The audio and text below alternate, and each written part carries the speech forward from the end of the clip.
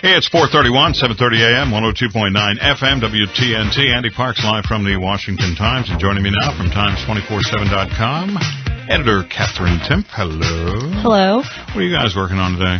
Oh, boy. It's just a mess out there right now. Yeah, the whole day's been a mess. I don't even know what's going on. I mean, I do, but it doesn't make any sort of cohesive sense what's going on. First, Obama says he's sorry, but he didn't actually say he's sorry. And then we have people who are taking the lead, like MSNBC. Barnacle saying that the DOJ should prosecute the pastor who made the video in the death of the ambassador. Yeah, you know, it's funny. Now, we have a real estate developer out in California who is responsible for the actual film and evidently spent his own money and had this thing put together.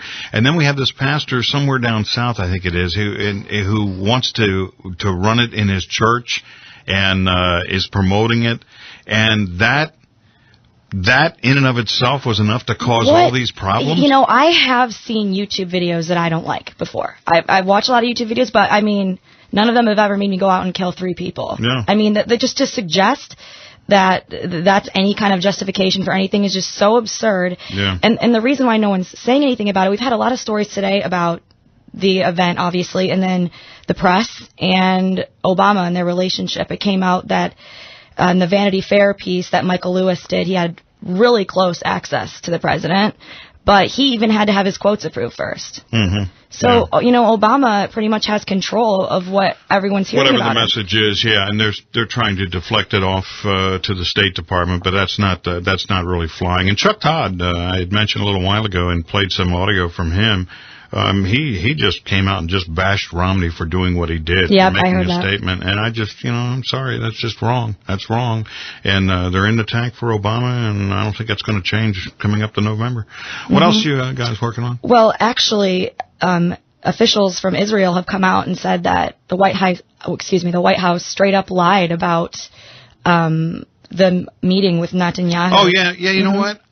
That's an interesting story because evidently the president has time to do the Letterman show but doesn't have time to meet with... Right, he has time. What rap station was he on talking about Nicki Minaj? Oh, yeah, that's right, 95.3 he's Power like, something or other down in Orlando. He's like a classic, really popular kid in high school who's really concerned about who's going to take you to the prom and how everyone thinking he's cool, that he forgets to study and do his homework. Yeah, interesting. And, I mean, this was a huge deal. This is...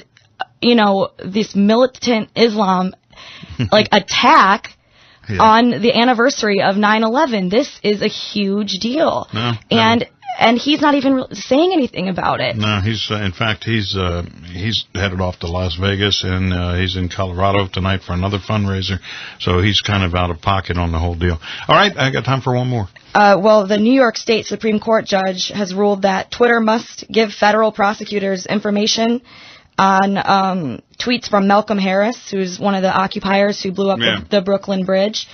So, I mean, it's interesting that, your tweets, they're never really gone, and the government actually owns them. It seems like the government owns everything on the Internet without any kind of...